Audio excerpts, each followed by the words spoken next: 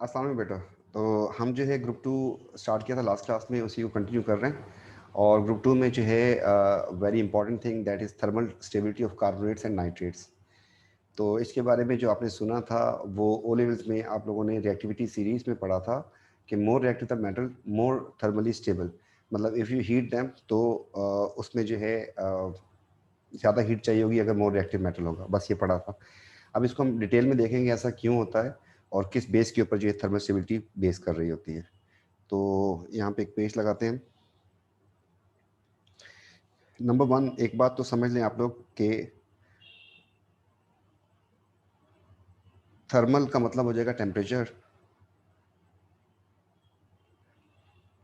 Stability का मतलब हो गया कि if it split into particles, मतलब जब आप उसको हीट करेंगे वो टूटेगा या नहीं टूटेगा, ब्रेक डाउन होगा या नहीं होगा। तो यहाँ पर एक बात आपको समझा दें कि when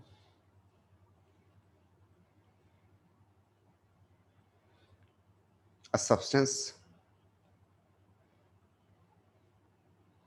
is subjected to heat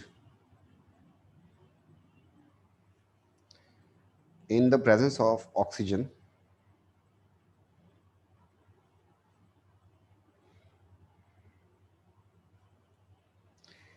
number one possibility it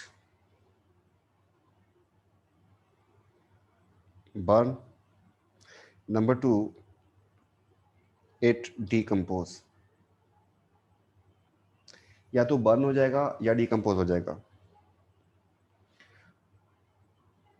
but the products will be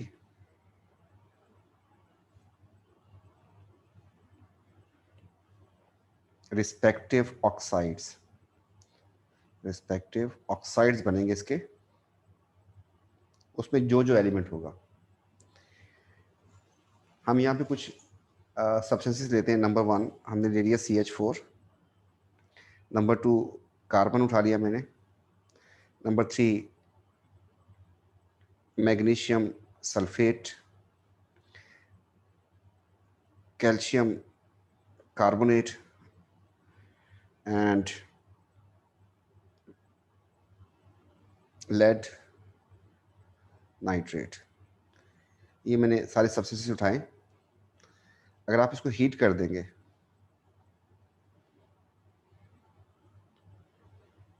तो जो दोनों में कॉमन चीज़ है वो ये है कि जो जो इसमें एलिमेंट है, इसमें एलिमेंट कार्बन है एंड हाइड्रोजन, इसमें एलिमेंट जस्ट कार्बन, इसमें आपके पास मैग्नीशियम है एंड सल्फर है। ऑक्सीजन के अलावा जो एलिमेंट्स हैं वो लिखने कैल्शियम एंड कार्बन। यहाँ पर आपके पास है लेड एंड नाइट्रोजन। इनके बनेंगे ऑक्साइड। इसका ऑक्साइड CO2 होता है, जबकि हाइड्रोजन का oxide H2O। Similarly it is CO2, it is MgO। इसका ऑक्साइड वैलेंसी 2 जिस तरीके से हम निकालते हैं वैसे ही। सल्फर के दो ऑक्साइड्स होते हैं, लेकिन sulphur dioxide is a respective oxide, तो ये बात आपने ज़हन में रख लेनी है। सल्फर का ट्राईऑक्साइड भी होता है, लेकिन डाइऑक्साइड इज अ रिस्पेक्टिव, ये हमें नहीं पता। बाकी सब हम वैलेंसी से निकाल सकते हैं। मतलब इसकी वैलेंसी 2, इसकी valency 4। If you write the formula initially it will become C2O4 and then finally it is CO2। इस तरीके से इसकी वैलेंसी 1, 2, इसकी 1। तो अगर इसको हम शॉर्ट करेंगे तो हमारे पास जो फार्मूला बनेगा, तो रिस्पेक्टिव ऑक्साइड बनाने का मतलब फार्मूला जो है वो वैलेंसी से चल रहा है। लेकिन सल्फर की वैलेंसी जो है तो इसके ऑक्साइड थोड़े से अनयूजुअल होते हैं, इसलिए हमने इसको मार्क कर दिया। कैल्शियम का ऑक्साइड ये हो जाएगा CaO, वजह वैलेंसी 2 थी। कार्बन ऑक्साइड फिर CO2। लेड की वैलेंसी यहाँ पर 2 थी तो यहाँ पर भी 2, तो 2 में फार्मूला यही रह जाएगा। नाइट्रोजन के ऑक्साइड बहुत सारे होते हैं, NO भी होता है, NO2 भी होता है, N2O4 भी होता है। तो इसमें जो भी आपको दे, तो इसमें जो हमें इसका रिस्पेक्टिव ऑक्साइड जो लिखना दैट इज NO2। ये भी बात आपको हम मार्क करवा देते हैं, नॉर्मल जिसका ऑक्साइड होता है। अब जो नेक्स्ट चीज़ है वो इनकी बैलेंसिंग है। तो कार्बन एक था, डन हो गया। हाइड्रोजन दो, चार थे तो आपने 2 लगा दिया इधर। सिमिलरली नीचे आते हैं तो आपके पास कार्बन एक था, डन हो गया। मैग्नीशियम एक, सल्फर एक था, सेट हो गया।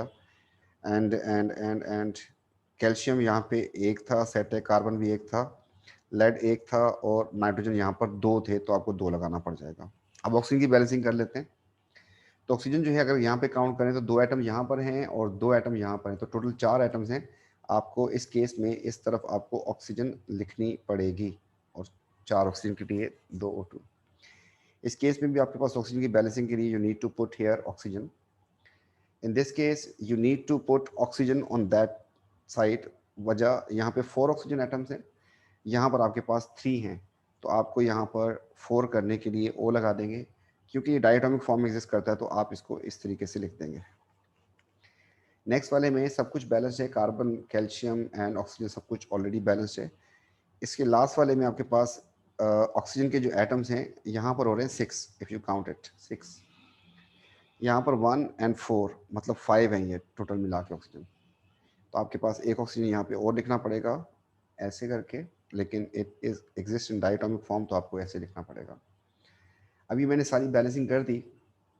इन सबको क्या किया था हमने, सब्जेक्टेड टू हीट किया था। कुछ में ऑक्सीजन यूज़ हुई और कुछ में नहीं हुई। हमने कहा था कि या तो वो बर्न कर जाएगा या डिकम्पोज कर जाएगा। अब पहचान क्या है कि डिकम्पोज किया या बर्न किया है। अगर तो ऑक्सीजन यूज़ हो रही है इसका मतलब कि ये कंबस्ट हो रहा है, बर्न हो रहा है। ये भी बर्न हुआ फिर, जबकि ये सारे के सारे जिसमें ऑक्सीजन नहीं यूज़ हो रहा ये डिकम्पोज है, ये भी डिकम्पोज है और ये भी डिकम्पोज है। अब बहुत सारे क्वेश्चन तो ऐसे आ जाते हैं इसमें जैसे सिर्फ आपको जो इक्वेशन लिखनी होती है। अगर हम ग्रुप 2 का कोई कार्बोनेट उठाते हैं, कार्बोनेट की स्टेबिलिटी एंड हमने थर्मल स्टेबिलिटी ऑफ कार्बोनेट पढ़ना है, ऑफ कार्बोनेट्स एंड नाइट्रेट पढ़ना है ग्रुप 2 के। तो पहली बात इनका फार्मूला क्या होना चाहिए। देखिए ग्रुप 2 का कोई भी मेटल अगर होगा उसके ऊपर चार्ज +2 होगा। अगर कार्बोनेट के साथ जोड़ते हैं उसको तो ये कार्बोनेट हो गया चार्ज -2 एंड +2, तो फार्मूला यही रहेगा इसका। इसको तोड़ देंगे आप तो आपके पास 2 एलिमेंट्स से, एक M और एक C, मेटल कोई भी हो सकता है। इस तरीके से आपके पास यहाँ पर M एंड नाइट्रेट का अगर फार्मूला लिखते हैं तो इसका चार्ज -1 होता है, इसका चार्ज +2 होता है, इसलिए इसका जो फार्मूला बन जाएगा दैट इज MnO3 ट्वाइस।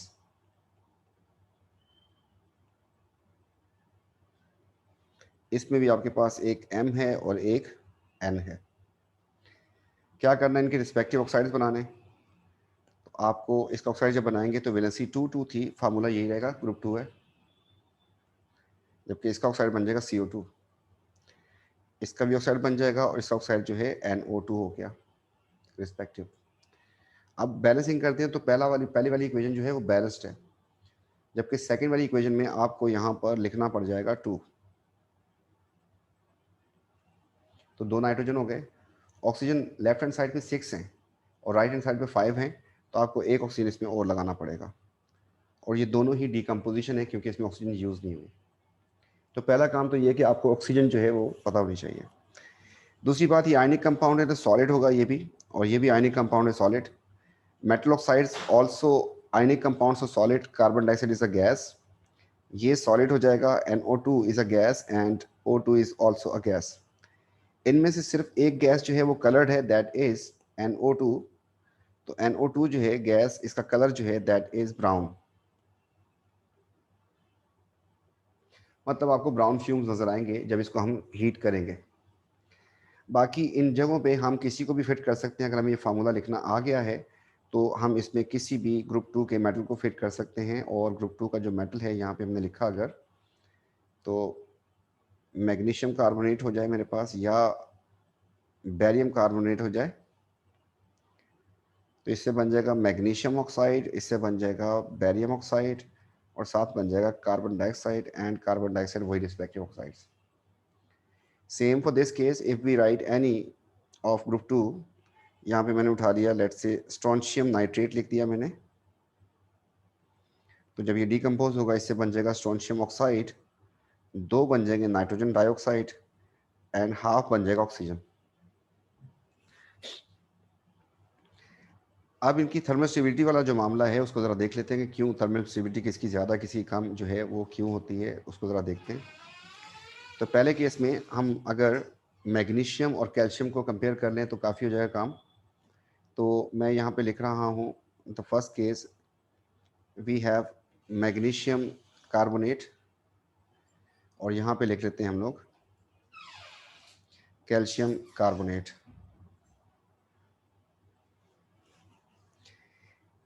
इसमें मैग्नीशियम का साइज जो है वो छोटा है और चार्ज इस पर +2 है, जबकि कैल्शियम का साइज जो है वो बड़ा होगा और चार्ज उस पर भी +2 है। बस फ़र्क क्या है, इसका चार्ज जो है साइज बड़ा है, इसका साइज छोटा है, जिसकी वजह से इसके ऊपर जो स्प्रेड होगा पॉजिटिव चार्ज का वो ज़रा ज़्यादा होगा,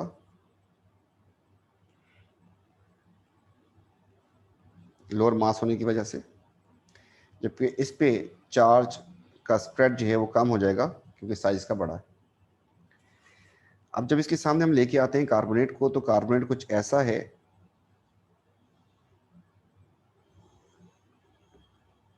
ये मॉलिक्यूल है कार्बोनेट का। इसी को मैं यहाँ पे कॉपी करके और यहाँ पे लिख देता हूँ कि कार्बोनेट ऐसा है।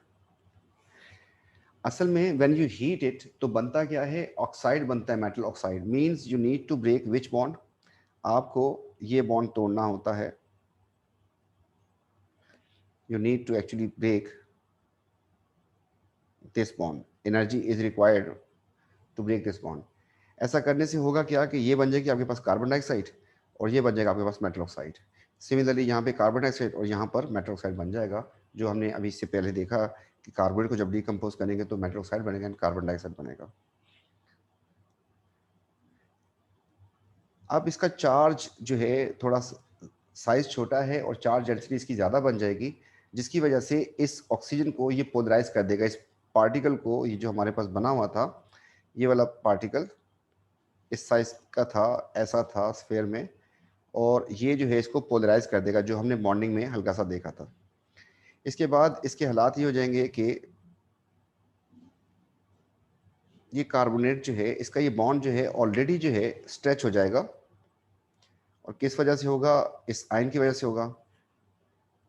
मैग्नीशियम आयन इसको ऑलरेडी, इस बॉन्ड को वीक कर देगा हाई चार्ज डेंसिटी की वजह से, तो इसने इसके साथ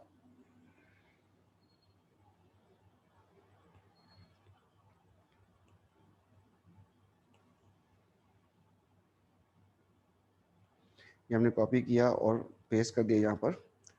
actually we want to let you know कि ऐसा आफ्टर पोलराइजेशन ऐसा हो जाएगा, जबकि कैल्शियम का साइज क्योंकि बड़ा है वो इसको इतना पोलराइज नहीं कर सकेगा। इसको भी हमने कॉपी करके यहाँ पे पेस्ट कर दिया, जबकि हमने कहा कि ये इतना पोलराइज नहीं कर सकता, इसमें बॉन्ड स्ट्रेच तो होगा लेकिन उतना स्ट्रेच नहीं होगा, हल्का सा फर्क पड़ जाएगा उसके पे। अब आपके पास ये बॉन्ड जो है ऑलरेडी बहुत वीक हो चुका है, जिसको तोड़ना था आपको, तो इसके लिए लेस एनर्जी रिक्वायर्ड, जबकि ये बॉन्ड अभी भी काफ़ी स्ट्रांग है, इससे हम कहेंगे कि यहाँ पर मोर एनर्जी रिक्वायर्ड। ये जो काम इसके साथ हुआ है, जो इसका बॉन्ड स्ट्रेच हुआ है, इसे हम कहते हैं पोलराइजेशन। तो अब इस बात पे अगर हम लिखने की कोशिश करें तो हमारे पास मामला ये है कि कार्बोनेट का साइज तो फिक्स होगा, लेकिन अब जब टॉप से बॉटम मूव करेंगे तो आपके पास मैग्नीशियम, फिर आपके पास कैल्शियम, फिर आपके पास स्ट्रोंशियम एंड बैरियम, रेडियम, इस तरीके से चलेगा। इसका साइज बड़ा होगा, इसका साइज छोटा होगा, इसका साइज और छोटा हो जाएगा, इसका साइज बहुत छोटा हो जाएगा। इस वजह से पोलराइजेशन, जो पोलराइजिंग जो पावर है अपनी तरफ खींचने की जो एबिलिटी है, वो डाउन द ग्रुप जो है आपके पास कम हो जाएगी।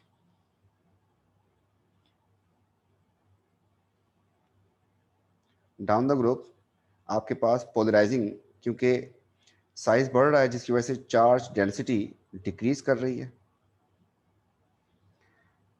सो पोलराइजिंग पावर ऑल्सो डिक्रीजेस। तो सबसे ज़्यादा पोलराइज कर सकता है, पहले से बॉन्ड को वीकन कर सकता है मैग्नीशियम। ये 3 से 4 मार्क का जो क्वेश्चन आपके पास आता है, ये आपको सही तरीके से इसका आंसर करना आना चाहिए, और ये आंसर लिखने के लिए हम जो है इसी को यहाँ पर जगह बना के लिख देते हैं।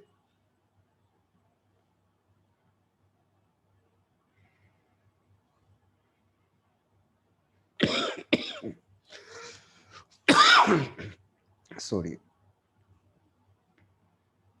तो क्वेश्चन आपके पास होगा कि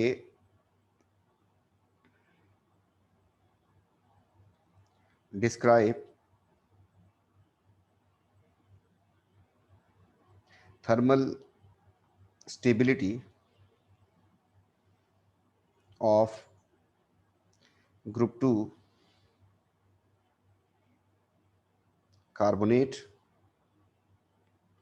और नाइट्रेट। नाइट्रेट भी ऐसे ही होगा, अभी आपको थोड़ी ये आंसर करके समझाते हैं, पहले कार्बोनेट सादा समझा लें। तो इसके आंसर में हम लिखेंगे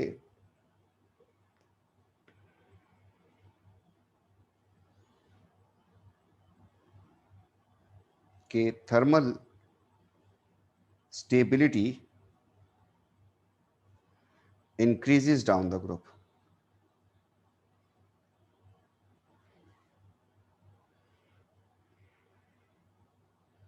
ये आपके पास एक पॉइंट हो गया, इसका एक मार्क आपको देगा। अगर उसने खुद बता दिया तो फिर ये वाला मार्क चला जाएगा।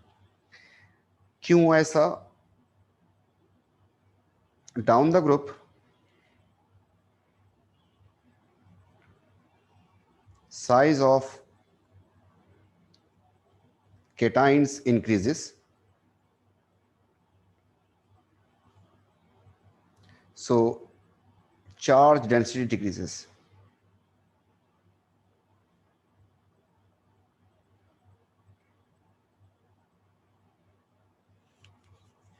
मतलब इसका जो है साइज नहीं, मैं मास ले लेता हूँ वैसे ही समझाने के लिए आपको, वरना एटॉमिक रेडियस आयनिक रेडियस लिखा होता है इसका, मतलब 24, इसके लिए हो जाएगा 2 अपॉन ये, इस तरीके से 2/8 हो जाएगा। तो आपके पास इसका आंसर जो है वो नीचे की तरफ चार्ज डेंसिटी का वो कम होना शुरू हो जाएगा। एक्चुअली तो हमें आयनिक रेडियस डेटा बुक से उठानी चाहिए, मैंने सिर्फ मास यूज़ किया। मैग्नीशियम का मास 24 होता है, कैल्शियम का 40 इस बेस के ऊपर, और चार्ज जो सबके ऊपर +2 है। इससे क्या होगा? इससे polarising power of cations decrease हो जाएगी।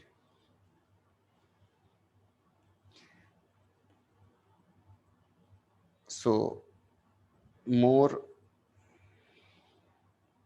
टेम्परेचर, हीट या energy required for decomposition.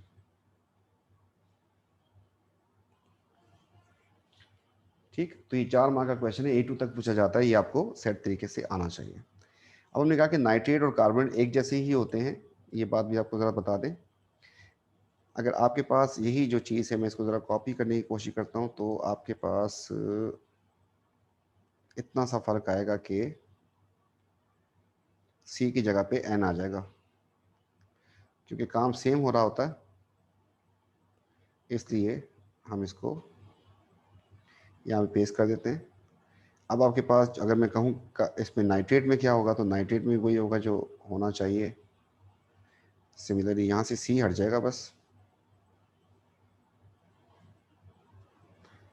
And magnesium nitrate का फार्मूला हो गया ये, एंड कैल्शियम नाइट्रेट का हो गया फार्मूला ये। इसमें भी वही काम होना है। नाइट्रेट कुछ ऐसा मॉलिक्यूल होता है, बस इसमें यहाँ पर डबल बॉन्ड आ जाता है,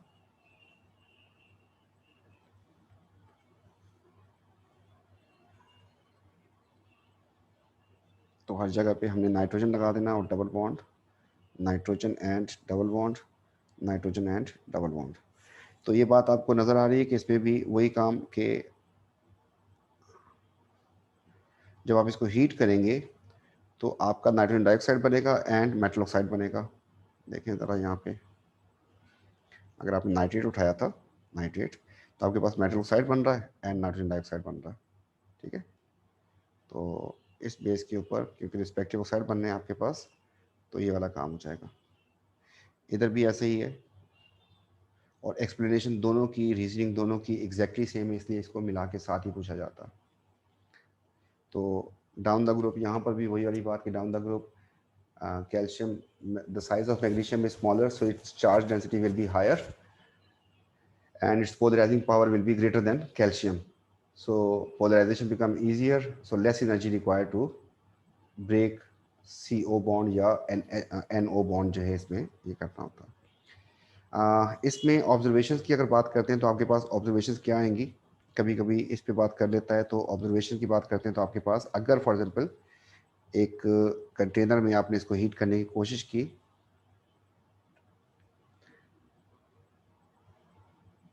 तो अगर आपके पास आपने इसको हीट किया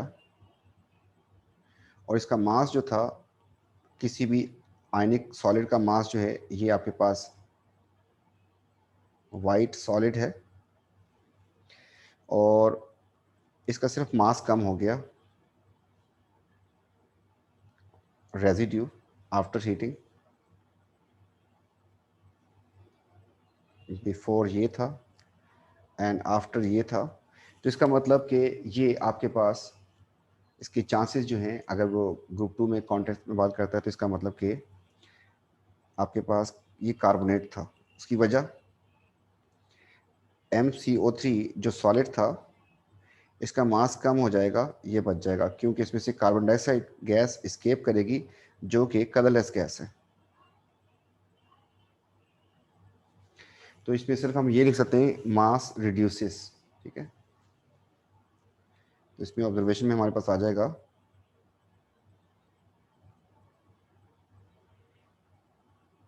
मास ऑफ सब्सटेंस रिड्यूस्ड, बस ऑब्जर्वेशन। लेकिन अगर आपके पास यही चीज है, आपके पास हुआ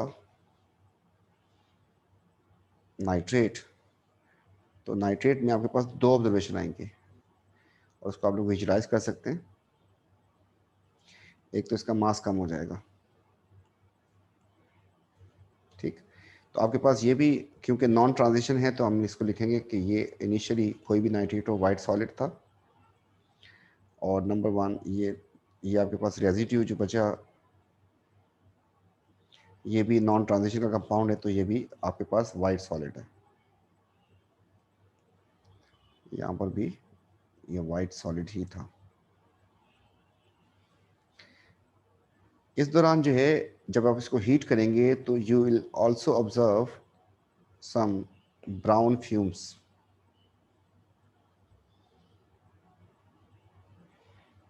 आपके पास इसके ब्राउन फ्यूम्स आएंगे।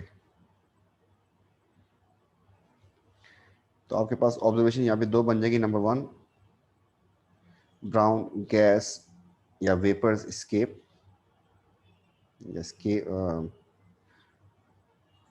और दूसरा जो है आपके पास हो जाएगा mass of white solid decreases.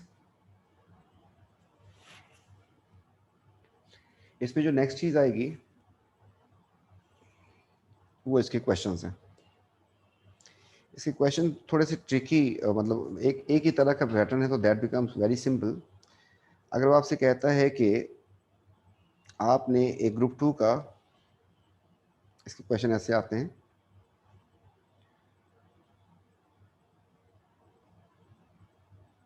If 1.00 gram of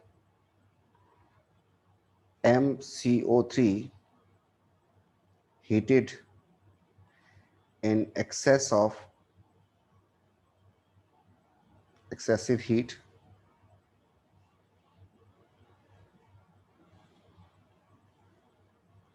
0.56 gram of residue left.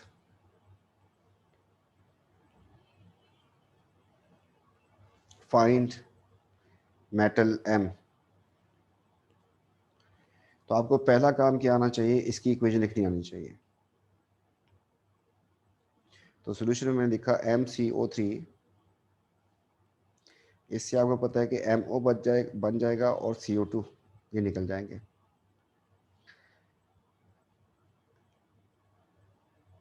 वो कह रहा है इसके बारे में, किसका उसने लिया था 1.00 ग्राम, इसका बच गया है 0.56 ग्राम रेजिड्यू का। तो मास अपॉन एमआर से मोल आ जाते हैं, क्योंकि मोल इसका भी एक है और इसका भी एक है, तो इसलिए हम इसको डिवाइड कर देंगे इसके एमआर से और इसको डिवाइड कर देंगे इसके एमआर से। इसका अब एमआर में एम जो है, इसका एआर नहीं पता आपको, तो एम को छोड़ दें ऐसे ही, लेकिन कार्बोनेट जो है पूरा वो 60 होता है। सिमिलरली इधर एम को छोड़ दें और ऑक्सीजन का मास 16 होता है। हम मासेस को ऐड करके तो एमआर निकालते हैं। Just cross multiply them and you will get the answer, and in this case m will be 40। तो 40 को जाके जब चेक करेंगे तो 40 is कैल्शियम। ठीक, कभी गैस की बात कर देगा, कभी इस तरीके से, तो हमें इसको सॉल्व करना आना चाहिए। सेकंड क्वेश्चन जो है वो आपसे कहता है कि if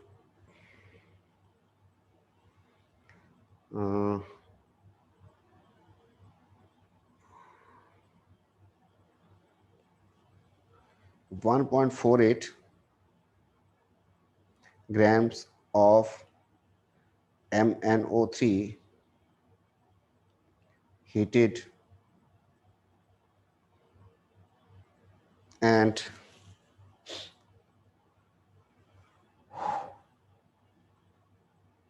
24 and 16 40 and 1.08 gram mass lost during reaction. Find metal M। इसके सॉल्यूशन में भी आपको सबसे पहले इसकी इक्वेशन लिखनी आनी चाहिए कि अगर आप जो है, सॉरी मैंने सर यहाँ पे इसको ट्वाइस करना था, ग्रुप 2 है ये, तो आपने यहाँ पे लिखा कि MnO3 ट्वाइस, जब ये डिकम्पोज होगा तो आपके पास M और N के ऑक्साइड्स बन जाएंगे, MO एंड NO2, और फिर बैलेंसिंग के बाद हमें पता चला कि इसमें हाफ ऑक्सीजन भी आएगी, और ये गैस और ये सॉलिड और ये भी सॉलिड। इस बार उसने ये कहा कि लॉस्ट हो गया। लॉस का मतलब है दिस मास इज लॉस्ट, ये हो गया आपका लॉस्ट। तो फिर रिमेनिंग क्या होगा आपके पास? आपके पास रिमेनिंग आ जाएगा ये वाला। फिर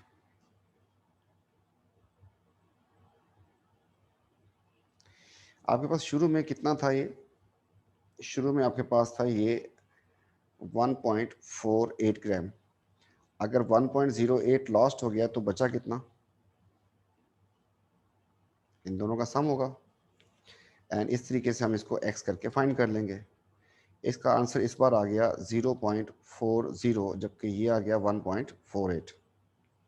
if you see here 1 mole and 1 मोल ही आ रहा है आपके पास, तो इन मासेस को जो हमारे पास आ चुके हैं इनको हम इनके एम से डिवाइड कर देंगे, तो यहाँ पर एम आ जाएगा। एम का नहीं पता हमें। नाइट्रेट 162 होता है, तो 2 नाइट्रेट हो जाएंगे 124।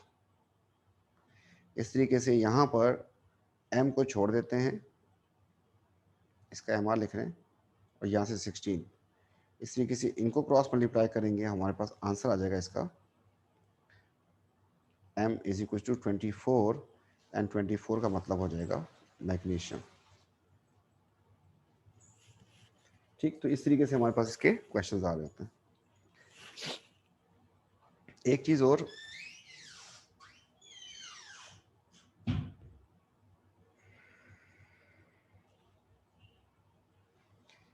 कि वो कहता है कि आपने एक काम किया कि इसमें आपने एक मिक्सचर ले ली,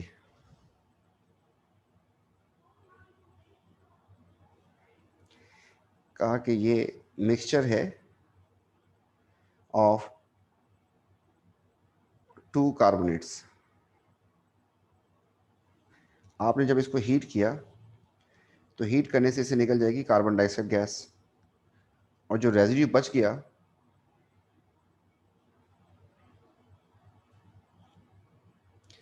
इसमें उसने ऐड कर दिया एसिड HCl।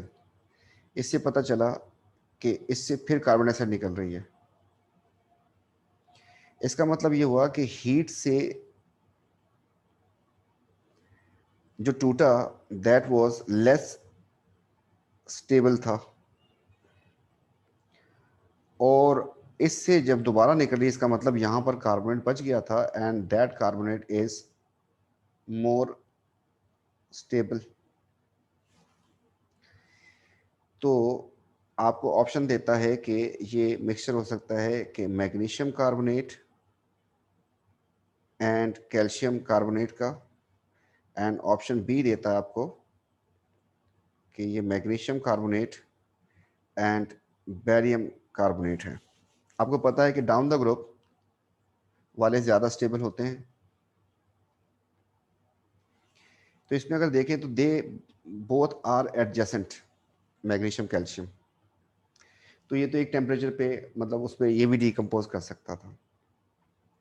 लेकिन ऑन द अदर हैंड अगर आप देखें इसमें कि मैग्नीशियम एंड बेरियम में काफ़ी फ़र्क है, तो दिस कैन बी आंसर। उसकी वजह यह है कि दिस इज स्टेबल जबकि this is less stable. Option A भी हो सकता था लेकिन बी इज लुकिंग बेटर।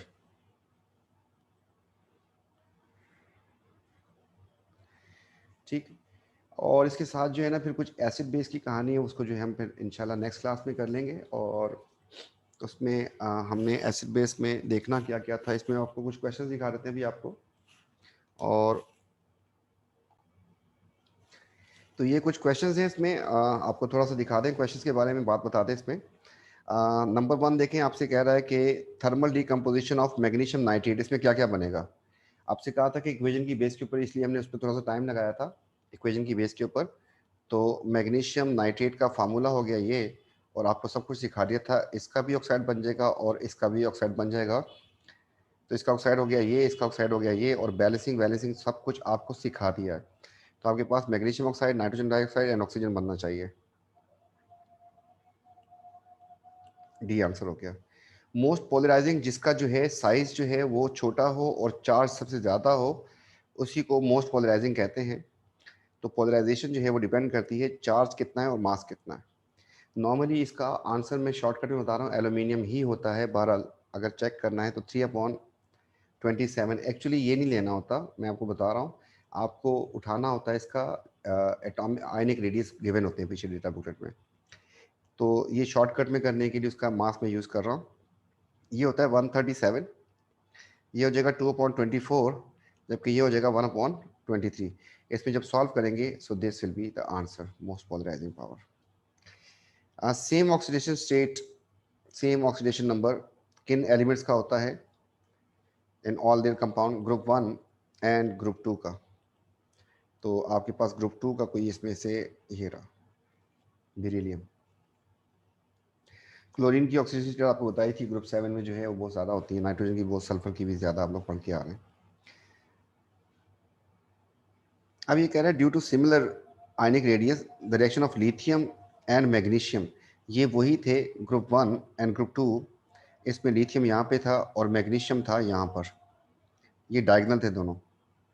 तो कह रहा है कि and there compound very similar, which statement about lithium and its compound is correct. अब आपको पढ़ाया कौन सा ग्रुप है, ग्रुप 2। इसका मतलब मैग्नीशियम की बात कर रहा हो, ठीक है, जो लिथियम के साथ मैच कर रही होगी। लिथियम कार्बोनेट डीकम, आप लिथियम के बारे में नहीं पढ़ा आपने, आपने मैग्नीशियम के बारे में पढ़ा है, तो आप इसके लिहाज से सोचें, ठीक है, इनकी प्रॉपर्टी लिथियम के साथ मैच कर रही होगी। तो नंबर 1 वो कह रहा है कि लिथियम जो है decompose on heating relatively low temperature and forming lithium oxide and carbon dioxide. ये बात सच लग रही है। Lithium nitrate decompose on heating forming lithium nitrite, नहीं भाई, लिथियम ऑक्साइड बनेगा। Lithium only burn slowly in oxygen, नहीं, जो हमारे पास ये ग्रुप 2 वाले थे वो बर्न करते थे, अच्छा खासा करते थे, और उनसे फ्लेम प्रोड्यूस होते थे। React violently with cold water, तो ऐसा नहीं है, मैग्नीशियम बहुत स्लो रिएक्शन करता था, जबकि नीचे वाले उनकी रिएक्टिविटी बढ़ जाती थी। कोल्ड वाटर से मैग्नीशियम रिएक्शन ही नहीं करता एक्चुअली, ये बात भी गलत होगी, तो ए रिमेन्स। इसी तरीके से रैंडमली कुछ क्वेश्चंस हैं। ये कह रहा है कि what mass of solid residue can be obtain from decomposition of this much grams of calcium nitrate. तो आपने लिखा कैल्शियम नाइट्रेट, इक्वेशन आनी चाहिए। कैल्शियम ऑक्साइड बनेगा, इससे आपके पास नाइट्रोजन डाइऑक्साइड बनेगा एंड ऑक्सीजन बनेगी। तो वो कह रहा है इसका मास कितना बच जाएगा अगर आप इसका कोई पर्टिकुलर मास बताते हैं। तो आपको पता है 1 मोल से 1 मोल का रिलेशन है। इस बेस के ऊपर वो कह रहा है कि अगर 4.1 ग्राम इसका लूम है तो इसका कितना मास बचेगा। मास को अगर मोल में कन्वर्ट करना है आपको, इसके एम से डिवाइड कर देंगे आप, इसका एम हो जाएगा 40, ये हो गया 124, ये हो गया तो 4 6 एन, तो 164, जबकि कैल्शियम ऑक्साइड का एम हो जाएगा 56। क्रॉस मल्टीप्लाई करेंगे और आंसर आ जाएगा हमारे पास, ठीक है, कि कितना इसका रेजिड्यू बच जाएगा। इस तरीके से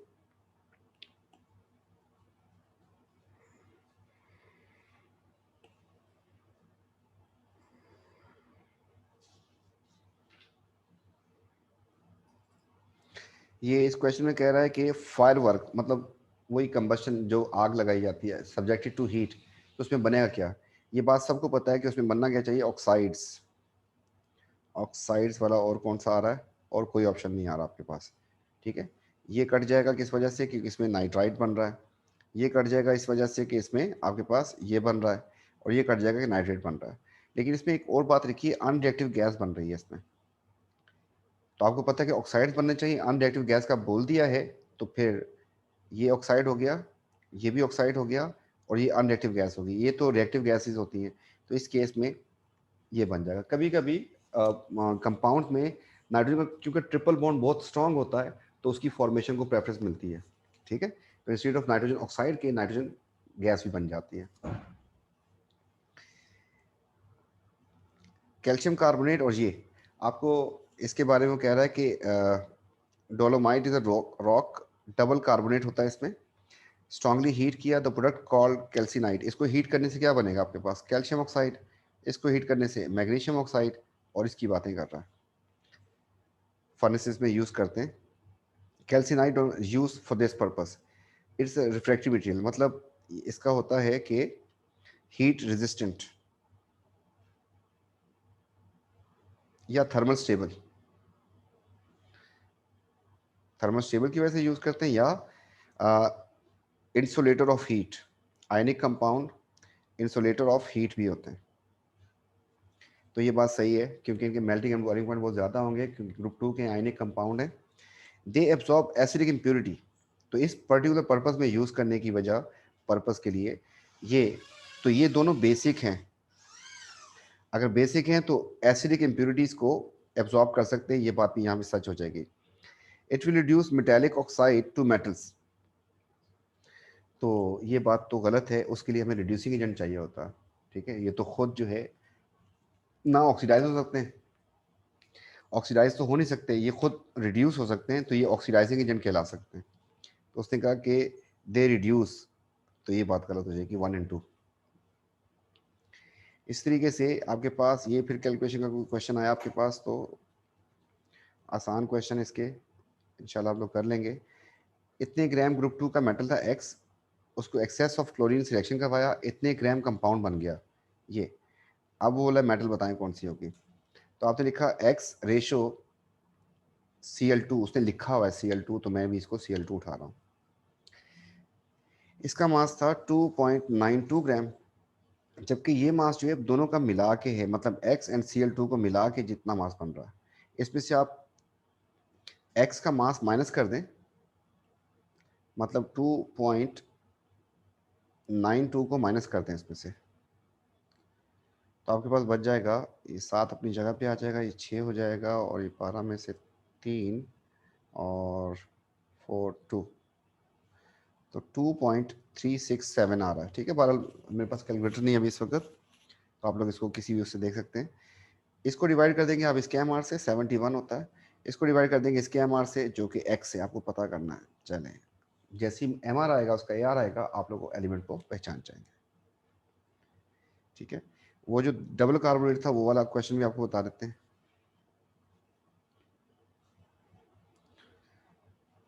ये इसमें कह रहा है कि a mineral was heated in Bunsen flame for constant mass, उसको हीट करते रहे, उससे कलरलेस गैस बनी है। ये कलरलेस गैस कार्बन डाइऑक्साइड ही हो सकती है। विच टर्न लाइम वाटर मिल्की, ये इसको कंफर्म कर रहा है कि कार्बन डाइऑक्साइड है। जो बाद में रेजिड्यू बच गया था, जब ये आपको समझाया, वो रेजिड्यू जो है उसको उसने एसिड में ऐड किया, विगरस एफिफेसिस।